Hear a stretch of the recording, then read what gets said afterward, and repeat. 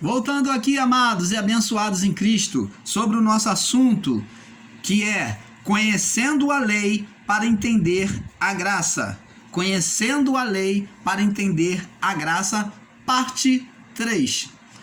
Então nós falamos aqui, nós entramos num ponto aqui, no livro de João, capítulo 11, do verso 1 ao diante, até o 45.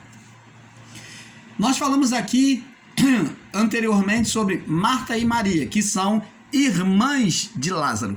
Agora nós vamos ver o Lázaro na sua representação. Você já sabe que Marta tem a representação da lei e Maria sobre aqueles que ouvem a graça, uns que ouvem a lei e os que ouvem a graça. E agora vamos falar sobre a figura de Lázaro, tá? Ainda falando sobre Marta e Maria. Nós vamos ver vários pontos ainda sobre Marta e Maria. Vocês me perdoem. Então, amados e abençoados em Cristo, nós vemos aqui, vamos ler aqui, João capítulo 11, verso 1. Preste atenção, vamos lá. Estava, porém, enfermo um certo Lázaro de Betânia. Era onde Jesus se hospedou, na casa de Marta e Maria e seu irmão. A aldeia de Maria e de sua irmã Marta. Maria, que era aquela que tinha ungido Jesus com unguento, nós vamos falar sobre isso também. E lhe tinha enxugado os pés com os seus cabelos, cujo irmão Lázaro estava enfermo. Nós vemos que, preste atenção, amados, que Maria, ela é citada 3 vezes. Ela foi lembrada 3 vezes em 3 passagens sobre a hospedagem de Jesus na sua casa, sobre o fato dela ungir os pés de Jesus, sobre ela ir para o túmulo de Jesus, ela testemunhar a ressurreição de Jesus, e aliás, 3 não 4, e aqui fala de novo sobre a ressurreição de Lázaro. Então vamos lá, e diz assim, que tinha enxugado com os pés os seus cabelos, cujo irmão Lázaro estava enfermo. Mandaram-lhe, pois, suas irmãs dizer: Senhor, eis que está enfermo a quem tu amas. Jesus amava a quem? A Lázaro. Olha que até Lázaro, amados e abençoados, ele tem uma representação que você vai descobrir pela revelação da palavra. E as suas irmãs mandaram dizer: Senhor, eis que está enfermo a quem tu amas. E Jesus, ouvindo isso, disse: Esta enfermidade não é para a morte, mas para a glória de Deus, para que o Filho de Deus seja glorificado por ela. Então, eu pergunto a você, amados e abençoados em Deus, Jesus mentiu? Porque nós vamos ver mais na frente que Lázaro morre e já estava até, cheirando mal. Jesus mentiu? Não. Jesus não mentiu, mas ele disse: olha, isso vai acontecer, ele vai morrer, mas vai ser manifesto por meio dele a glória de Deus. Jesus estava, em outras palavras, hoje nós entendemos que a morte de Lázaro tinha um significado de trazer um entendimento, tanto para Maria e Marta, para o povo daquela época, como para nós hoje. Ele tinha um significado, todo o acontecimento bíblico, amados e abençoados irmãos, do período de Jesus, tanto do Antigo como no período de Jesus, tem uma expressão. Tem um ensino para passar para nós. Por isso, amados e abençoados em Deus, não podemos desprezar os ensinos das Escrituras. Eu estou aqui para contestar aqueles que dizem que você tem que desprezar o Antigo Testamento. Existem pregadores da graça que dizem que você pode tirar toda a Bíblia e deixar só os ensinos de Paulo, que você teria a compreensão. Isto não é verdade. Porque os ensinos paulinos são de cunho espiritual. Sem mente iluminada não se entende. E você não adquire a mente iluminada se você não entender os escritos antigos. Paulo só recebeu a revelação de Deus, foi escolhido porque Paulo era um homem doutor na lei. Ele tinha entendimento de toda a lei. O único erro de Paulo é o entendimento de quem era Cristo. É a única coisa que fazia Paulo perseguir os cristãos e querer massacrá-lo. Ele achava que esse Cristo era o falso Cristo, que queria se tomar o lugar da realeza naquela época, juntando seguidores. Mas Paulo tinha um profundo conhecedor da lei, ele conhecia a lei mais do que todos os da sua época. Então, amados, por isso que Deus chamou Paulo, porque pelo entendimento que Paulo tinha, agora Jesus levou ele ao terceiro céu para então, sobre aquilo que ele tinha, trazer um entendimento, um esclarecimento de tudo que ele compreendia agora de forma simplificada, iluminada.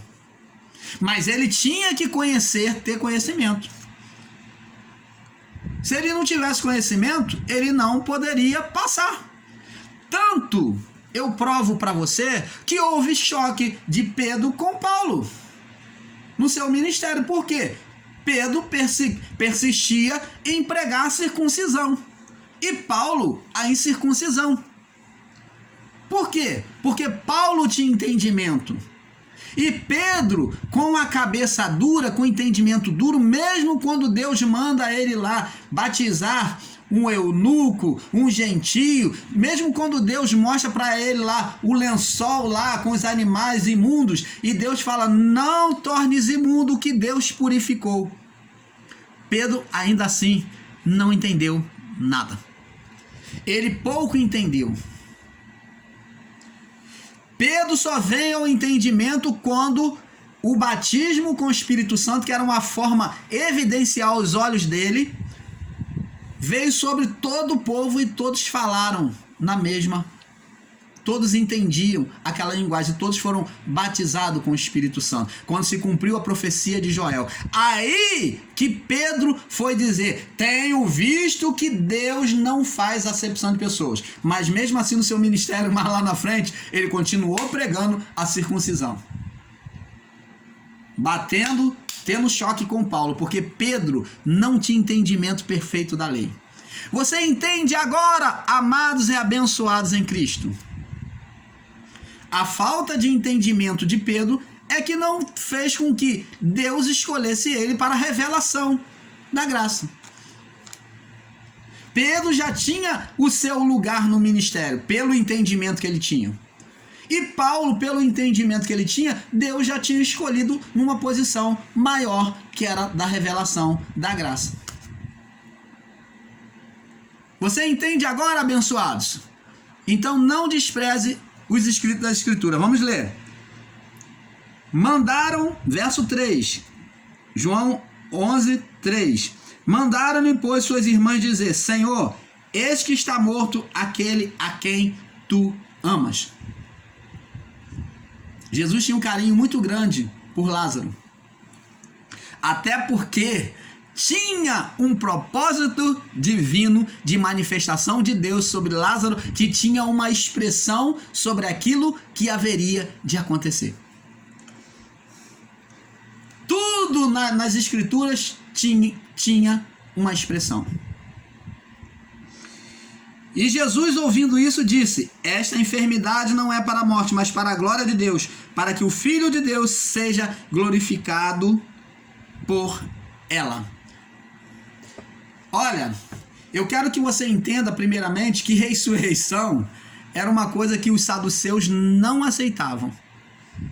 O povo daquela época e os fariseus, quando viram a ressurreição, e o sistema religioso daquela época, quando viram e presenciaram a ressurreição de Lázaro, eles ficaram numa fúria muito grande, porque é algo sobrenatural já naquela época. E que ninguém podia trazer vida de volta senão Deus. Então, a partir daí, seria uma prova incontestável de quem era Jesus. Eles teriam que admitir. Era uma manifestação sobrenatural. E esse foi um dos motivos também que levou Jesus para a cruz. Além dele ter dito para o povo, judeus e os fariseus e os religiosos, que eles eram filhos do diabo, porque se eles fossem de Deus, eles iriam reconhecer quem era Jesus, porque Jesus e o Pai eram um. Jesus falou, quem vê a mim vê o Pai. Se você realmente fosse de Deus, você ia saber que eu saí do Pai. Você está entendendo, amados? Então vamos lá. Ora, verso 5. Jesus amava Marta, sua irmã e Lázaro. Incondicionalmente ele amava os três. Por quê? Os três, até porque os três fariam uma representação celestial. Eles tinham uma representação celestial aqui nesta vida. Quando ouviu, pois, que estava enfermo, ficou ainda 2 dias no lugar onde estava. Jesus ainda ficou 2 dias. Ele nem, Jesus nem, olha que amor é esse, mas tinha que se cumprir. Ele tinha que acelerar o estado dele e ser levado à morte. Lázaro tinha que morrer, porque tinha uma representação, tinha um ensinamento aí. Depois disso, disse aos discípulos, vamos outra vez para a Judéia. Voltou para a Judéia. Disseram os discípulos, Rabi, agora pois os judeus procuram apedrejar-te e torna tu para lá? Jesus, ao invés de ir aonde Lázaro estava, ele voltou para onde o povo queria massacrar e apedrejar ele, por ensinar a palavra e contra eles. E Jesus disse, verso 9, não há 12 horas no dia? Se alguém andar de dia, não tropeça, porque vê a luz deste mundo. Mas se andar de noite, tropeça, porque nele não há luz. E assim falou. E depois disso, disse, Lázaro, o nosso amigo, dorme, mas vou despertá-lo do sono. Então, você vê que na onisciência de Jesus ali, na natureza divina, Jesus já sabia que Lázaro, já tinha morrido. Ele estava enfermo quando ele recebeu a notícia, mas Lázaro agora já estava morto. Jesus mesmo já anunciou, sem ter ido lá, que Lázaro estava morto. Ele falou, não adianta fazer mais nada, ele já morreu, deixa que eu vou voltar lá. E disseram os seus discípulos, Senhor, se dorme, estará salvo. Eles não entenderam que o dormir era morrer. Jesus dizia isto na sua morte. Eles, porém, cuidavam que falava do repouso do sono. Então, pois, Jesus disse-lhe claramente, Lázaro está morto. Olha, os discípulos eram tão cabeçudos, amados, que eles não entenderam. Jesus tinha que gritar com ele e falar, olha, dizer bem as claras, Lázaro está morto, vocês não estão entendendo? E logo, folgo por amor de vós, folgo por amor de vós, que eu lá não estivesse, para que acrediteis, mas vamos ter com ele. Disse, pois, Tomé, chamado Dízimo aos discípulos, vamos nós também, para que morramos com ele. Olha só, Tomé não entendeu nada ainda. Jesus deixou as claras e ele não entendeu nada. Chegando, pois, Jesus achou que já havia 4 dias que estava na sepultura. Lázaro já estava em decomposição, amados. Chegando, pois, Jesus, já havia 4 dias que estava na sepultura. Verso 18. Ora, Betânia distanciava de Jerusalém a quase 15 estádios. Esse verso 18 aqui, ele nem existe, né? Foi acrescentado. Verso 19. E muitos dos judeus que tinham ido consolar a Marta e Maria acerca do seu irmão, ouvindo, pois, Marta que Jesus vinha, saiu ao encontro. Maria, porém, ficou sentada em casa. Olha só a posição dos que são da lei e dos que estão em graça. Os que estão na lei vivem desesperados, são incrédulos, querem ver sinais para crer. Então Marta foi correndo e olha só o que ela diz. Disse, pois, Marta a Jesus, se tu estivesse aqui, meu irmão não teria morrido. Isso que Marta faz, amados e abençoados, é uma acusação contra Jesus. Como se Jesus estivesse sendo irresponsável, como se ele realmente não tivesse nenhuma preocupação com a amizade, com o amor que ele tinha por Lázaro. Ela fez uma crítica a Jesus. Ela falou, olha, se o Senhor, ele diz aqui, ó, se o Senhor tivesse aqui, Senhor, se o Senhor tivesse aqui, meu irmão não teria morrido. Olha a crítica. Os que são da lei, eles acreditam na evidência dos olhos. Eles acreditam na evidência dos olhos e não do ouvido. Os que vivem pela graça, vivem pelo ouvido, pela fé. E os que são da lei, vivem pela aparência dos olhos. Lembra dos discípulos que diz, Senhor, que sinal tu fazes para que venhamos a crer em ti? E Jesus falou, olha, nenhum sinal vos será dado aos seus olhos, aos olhos de vocês, senão do profeta Jonas. Que assim como foi com o profeta Jonas, assim será com o Filho do Homem. Então eles não entenderam nada. Os que vivem pela lei, vivem a aparência dos olhos, como Tomé. Se eu não vir, não tocar, eles vivem o quê?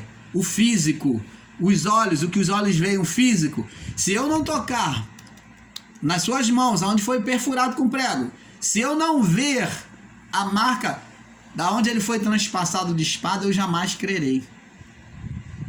Mas os que são da graça, ó, eles vivem pelo que ouvem, por fé. O ouvido representa os que são da fé, da graça. Por isso que Jesus diz, quem tem ouvidos para ouvir, ouça. E João em Apocalipse diz, quem tem ouvido para ouvir, ouça o que o Espírito diz às igrejas. João falou para o povo naquela época, antes da destruição do templo, em Apocalipse. Você está entendendo como é que o ouvido representa as pessoas em graça? E os olhos e o tato, o físico, representa aos que são da lei. Se o seu líder amado, que você diz que é seu líder espiritual, o seu chamado pastor, o seu ensinador, o seu presbítero, a sua missionária te ensina sobre coisas palpáveis, sobre coisas físicas que você tem que ver. Para você ser abençoado, você tem que ter um carro, uma casa própria, você tem que fazer conquista material. Olha, esse ensino é da lei, é maligno e é ensino de Momon. Ensino de Momon, que visa interesses materiais, coisas desta vida, luxúria, poder. E foi a carne no deserto ofereceu a Jesus o império de Momon, o império dos desejos carnais. Momon era o deus da luxúria, do prazer, das riquezas materiais. Eram a história que eles, os judeus, contavam na mitologia judaica. Por isso que Jesus usou a expressão Momon, porque eles acreditavam nessa mitologia, nesse Deus que eles haviam criado. Então Jesus usou os próprios entendimentos deles, mais uma vez, amados. Ele usa coisas antigas para explicar o novo, a graça de Deus.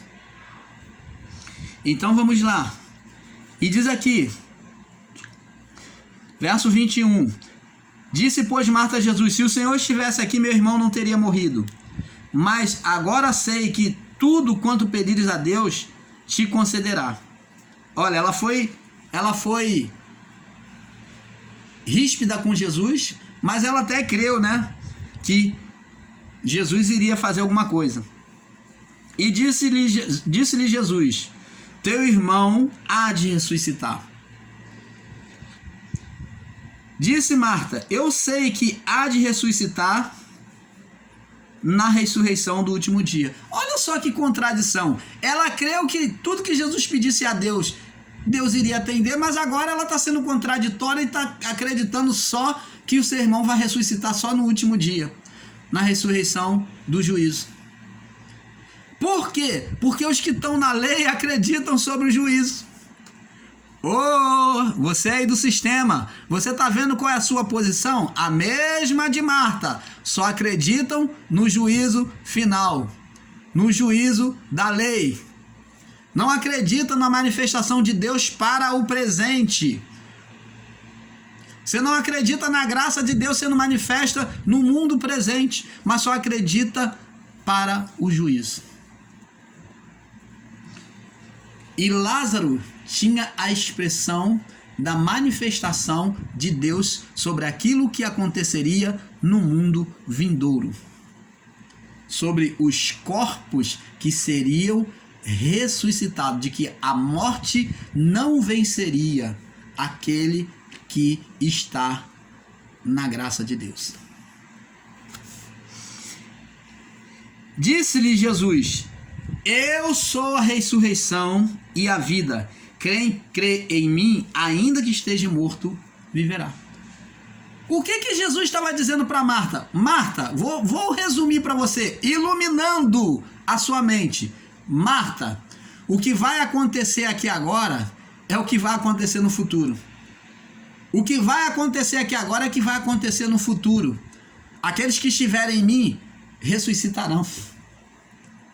Então, amados, Lázaro tinha a expressão da ressurreição, daquilo que haveria de acontecer, da ressurreição dos mortos, da ressurreição tanto física como espiritual.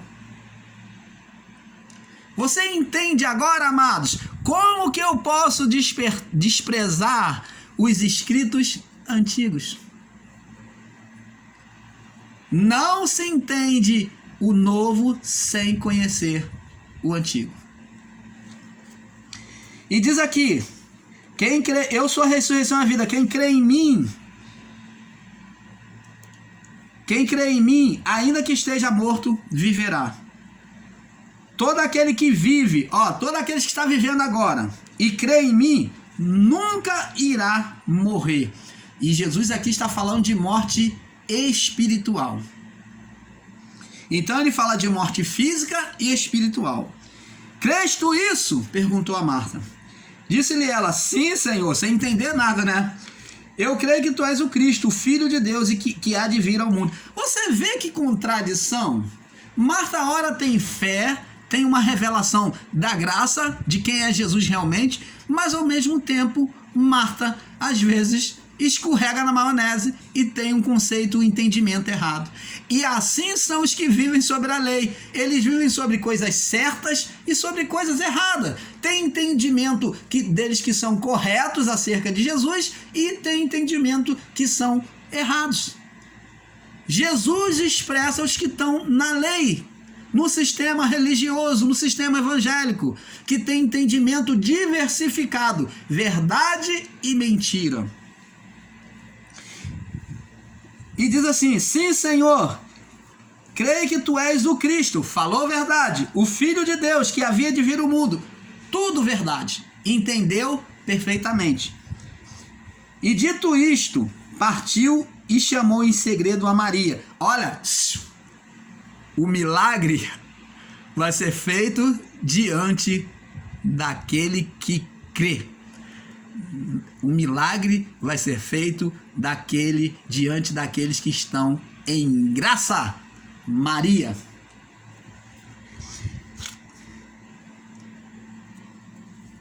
E diz aqui: chamou em segredo a Maria, sua irmã, dizendo: